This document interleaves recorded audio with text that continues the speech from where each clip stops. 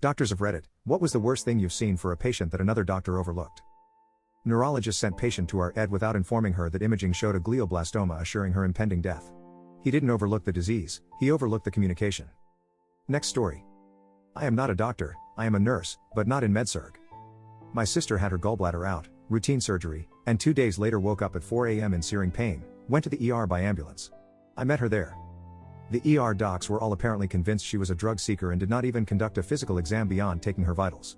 They snowed her to shut her up because she was just yelling, "Help me. Help me. I'm dying." They did eventually do an MRI but said it was negative and sent her home. She didn't want to leave, insisted something was terribly wrong, but they said they would call security and have her thrown out. At this point I'd like to mention that she had no history of drug or alcohol abuse. She continued to get worse at home and the next day went to a different hospital. They did a workup and found that the metal clip that closed off the bile duct had cut right through the tissue and she had a large bile leak that was literally burning all her abdominal organs. She had to have 3 surgeries to fix it and was hospitalized for 9 days. Left with chronic pain from adhesions and chemical burns. When the new hospital finally acquired the MRI from the original ER visit, she was told that the leak was small but clearly visible in that image. Next story. Patient getting anxious about numbness in his hand.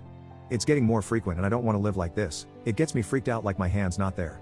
They assumed the person was suicidal and having symptoms of panic attack, elevated breathing rate, greater than tingling/numbness in hands. They did a CT because I requested it, there was a lesion, they blew it off, MRI showed it was glioblastoma multiforme. Edit, clarifying, it was missed by the ER physician assistant. The MD supervising them never spoke to me. Not even sure if they reviewed the case. Next story. Life pro tip. When seeking a second opinion, don't tell them it's a second opinion. You want a second first opinion, not a confirmation of the first opinion. I have been to multiple doctors who would not contradict the diagnosis of another doctor, even with test results that ruled out the initial diagnosis, or confirmed a contrary diagnosis. Next story. Not a doctor but the patient. When I was born, I was my dad's 3rd child, 2 from a previous marriage. He knew something was wrong with me because of the way I was breathing, very rapid, short breaths. When I was 3 months old, they noticed there really wasn't a change. The first hospital he and my mom took me to, they said that there was nothing to worry about and babies just breathe like that. He was 100% certain they were wrong.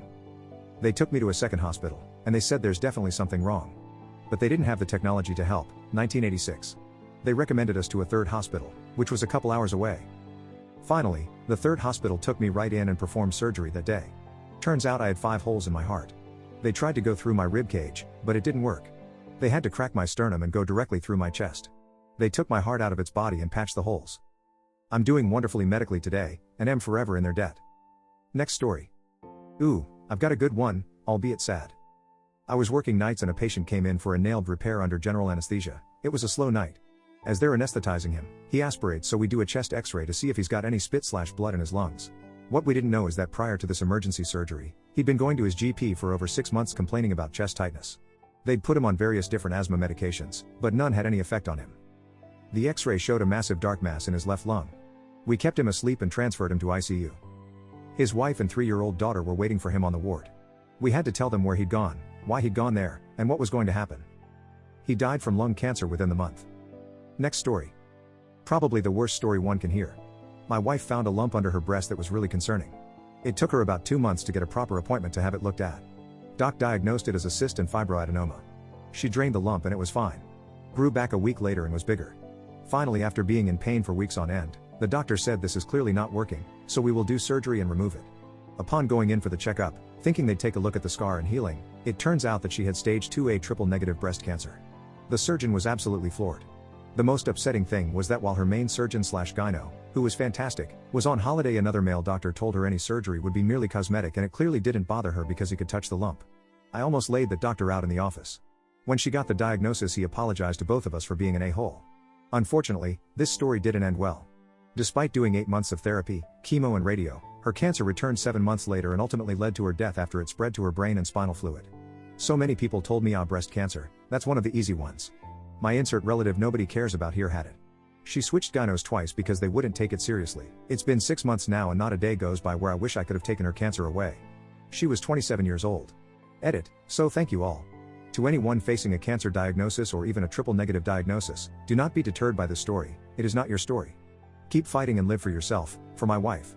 F cancer.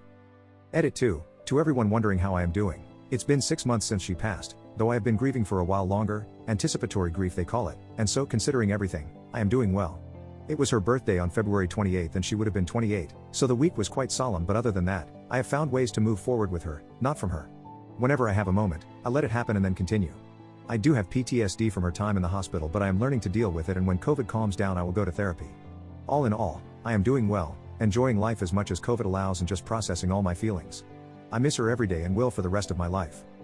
Edit 3. I've had a few people tell me to sue the doctor, especially considering the cost of treatment, etc. I live in Berlin, Germany, and despite that unfortunate initial diagnosis, her treatment and care have been a breeze afterwards. She received care from the Charité, Berlin, one of the finest medical institutions in the world, and because of our healthcare system, we haven't paid a dime for any of her treatment. It's been a while and I am at peace with it all. I am not going to go down the litigation path and sue a doctor for something that happened in 2019. Though I do understand your concerns. Thank you all. Next story. I'm the patient in the story. When I was a toddler and started walking, my extended family noticed that I would waddle a lot.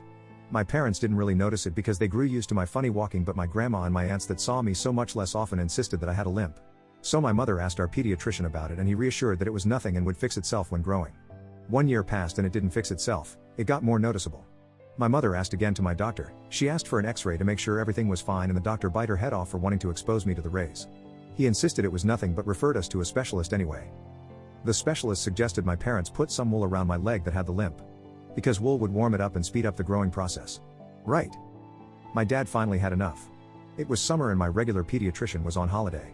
His partner visited me because meanwhile the limping became really bad and my parents wanted another opinion. The new doc measured my legs. There was a 4 or 5 centimeters difference between the two legs. They sent me to a specialistic children's hospital to get it fixed right away. I had severe dysplasia. So severe my right hip didn't have a socket for the femur bone. 3 years and 3 surgeries later, months of physiotherapy to learn to walk again, I was normal. If the second doc didn't catch it, I would have grown up disabled. He split up with his work partner, the first doctor. Second doc is now my daughter's pediatrician. Smile.